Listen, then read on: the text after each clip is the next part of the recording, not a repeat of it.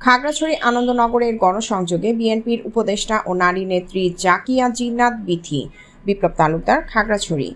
খাগড়াছড়ির আনন্দনগরের এলাকা জুড়ে বিকেলের আলো আর মানুষের ভিড়, অলিগলি সবখানে একটি দৃশ্য। ধানের শীষের প্রচারণায় নারী নেত্রীর নেতৃত্বে উৎসবমুখর গণসংযোগ। হাতে ধানের শীষের প্রতীক, কারো হাতে লিফলেট, কারো হাতে প্লেস্টুন। শিশু, তরুণী, প্রবীণ সব বয়সী মানুষের উপস্থিতি যেন নির্বাচনী আবহকে আরও স্পষ্ট করে তুলেছে। এই প্রাণবন্ত গণসংযোগের নেতৃত্বে ছিলেন খাগড়াছড়ি জেলা বিএনপির উপদেষ্টা ও নারী নেত্রী জাকিয়া জিন্নাত বিথি। দুপুর থেকে সন্ধ্যা পর্যন্ত তিনি খাগড়াছড়ি আনন্দনগর এলাকায় আশপাশের কয়েকটি পাড়ায় ডোর টু ডোর প্রচারণায় অংশ নেন। তার সঙ্গে ছিলেন জেলা মহিলা দলের শীর্ষ নারী নেত্রীদের শক্তিশালী উপস্থিতি। প্রচারণায় অংশ নেন খাগড়াছড়ি জেলা মহিলা দলের সভানেত্রী কুহেলি দেওয়ান।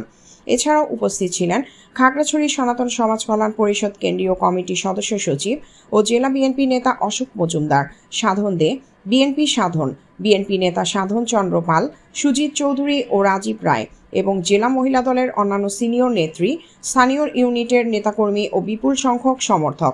তাদের উপস্থিতিতে প্রতিটি পাড়ায় সৃষ্টি হয় উৎসবমুখর পরিবেশ। রঙিন পোশাকে আসা নারীরা কেউ লিফলেট ধরেছেন, কেউ ব্যানার, কেউ বা পথ দেখিয়ে নিয়ে যাচ্ছেন নেত্রীদের ঘরে ঘরে। বিপ্লব তালুকদার, খাগড়াছড়ি।